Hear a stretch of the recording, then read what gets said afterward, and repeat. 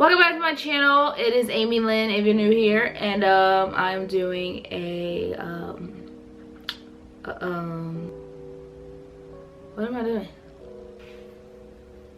Story time, I guess. I don't know. So, oh yeah, all about how I got rushed to the hospital.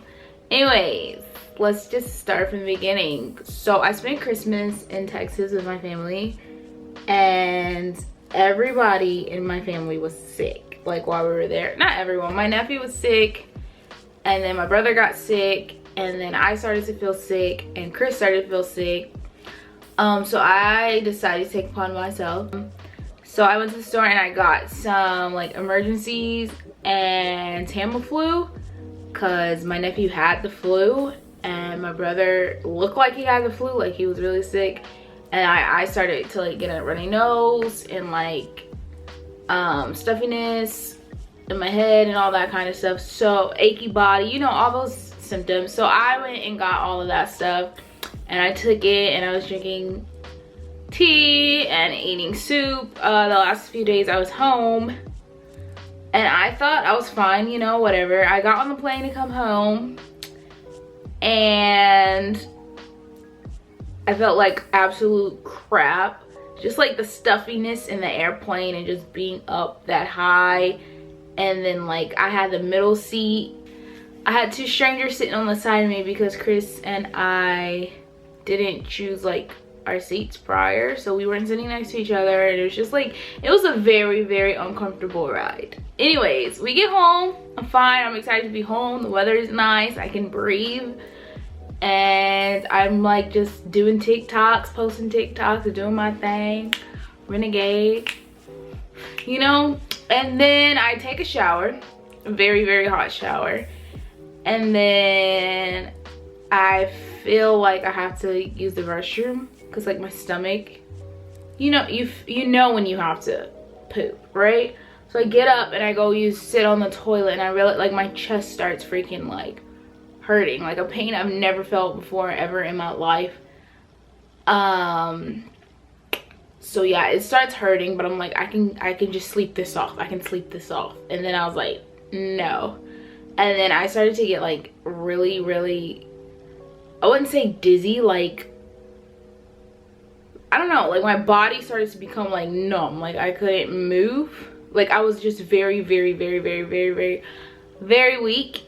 And so I like basically got on the floor in the bathroom. Like that was like, my mind just said to lay on the floor. Like I don't even know how I got there because I was on the toilet. But it's like when you're in so much pain, you don't know what to do. So I got on the floor. But like when I was on the toilet and like my chest was hurting, you ever had that feeling where you have to like poop and you have to throw up? So I had that, ew. So I like got off the toilet. That's how I ended up on the floor. This story is all over the place. Okay, so I got off the toilet to try to throw up, because you know when you have to throw up, you feel it. And like I felt it, and I was like just throwing up air. Like I was gagging and everything, and nothing was coming up but like the spit that like accumulates in your mouth. I don't even know. It was just so uncomfortable, and so, I don't even know. I never experienced anything like that before. And then I'm telling Chris, I'm like, can you call? No, I was like, come in here. I need you to call 911. And he was like, what the fuck? 911? For what? He's like, I can just take you to the hospital. I was like, no. I need you to call 911, because I was like, I've never felt this before. And I was like, whatever is happening, I'm not going to make it to the hospital. Like, I didn't know what was going on. So we called 911, and luckily they live on the same, they don't live there, basically. They, not the ambulance, but the, what is it called? The fire department. The fire department, is on the same street as our house. So they were here in literally like a minute, not even, I think like 30 seconds after 911 hung up, like they were on their way. Like I could hear the sirens. They pull up, they help me out of the bathroom, and then they set me down on my couch, and they're like asking me all these questions. How old are you? What happened? What's your name? Blah, blah, blah. And then I don't remember the last question he asked me, but basically I was going like unconscious. Oh, I forgot to add that I was like dry heaving. I missed that part. Anyways, they got here, they asked me what was wrong, blah blah blah. I'm like nearly unconscious at this time, like laying on the couch looking at Chris like from the side view of my eye and wondering if I'm going to die right here on this couch. Like I could not answer the guy, I couldn't freaking move. Like my body just was like, all right, we're done now. It's just like that's exactly how it felt, and it was bad. And then like the fire department guy, he was taking my blood pressure and then like checking my vitals and stuff, and he was like, you're 40/60 or something like that. 40, yeah, I think it was 60/40, sorry. He's like, you're 60/40. For any of you that don't know or like are not medical, 120/60 is where you should be, or where an average amount of people are. And yeah, so 60/40 is very, very, very bad. And yeah, so they basically stuck me with an IV right there on my couch, and I think he said he put Zofran in it, because I didn't feel nauseous anymore after he stuck the IV in. I could still barely like comprehend anything or just like move. Like it was just like, what the heck? And it's so crazy because I'm like freaking out in my head, but at the same time my body is just like, do your thing. Like it's just I could not do anything. Like it was just so scary, but like I had no control over it at the time. So anyways, they get me in the ambulance and they start pricking me with all this stuff, checking my blood, all of this stuff, blood sugar and all that stuff. And then I'm like, okay, I know what's going on. I'm in the ambulance. I can see, I can think, I can hear, I can hear. But no, I got like conscious and I felt fine. And then they roll me into the hospital and I'm literally sitting there. I am sitting in the hospital, like just like by the front door, like inside the front door, but by the front door where it's like freezing cold and people are coming in and out and in and out for damn near an hour to an hour and a half. I'm not even kidding. Like they took that long to get me a bed.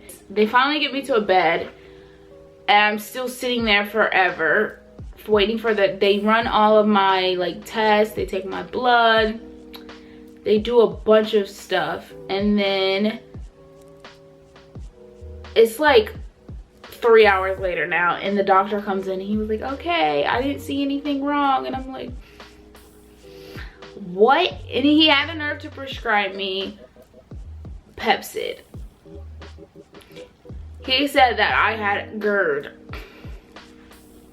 All of this happened because of GERD. Like, no, hell no. This is impossible. It is absolutely impossible. Like, I know what heartburn feels like, and that was not a freaking heartburn. You know what I mean?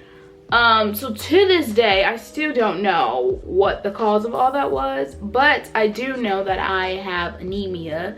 That could be it. I don't know. The doctor at the hospital acted like he didn't know what he was doing. I only say that because he literally told me there was nothing wrong. Like, even when he checked my blood and came back, like, he didn't even say, do you have how do I word this? He didn't even say anything about like, my blood levels being low or anything, like asking me if I have any like anemia or anything.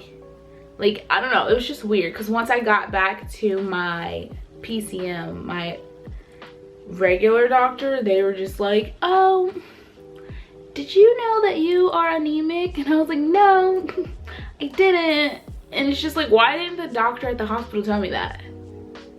Like, all of this happened and you just visual, right?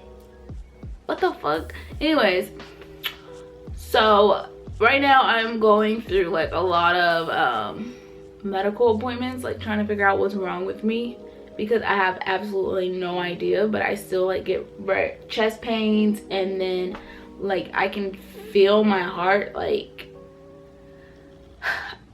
skipping a beat. Like, I don't even know how to explain it. It like skips a beat and then it just like feels like it's like over pounding, like beating way too freaking hard for no reason.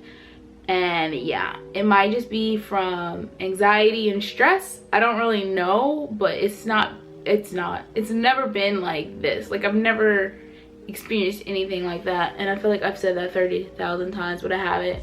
And that doctor, oh my god, that doctor at the hospital, either he was ready to go home or he just did not know what he was doing. And yeah, so thanks to the paramedics and the fire department for saving my life, literally, because God knows what would have happened if my blood pressure went any lower than that. But yeah, that is my story time.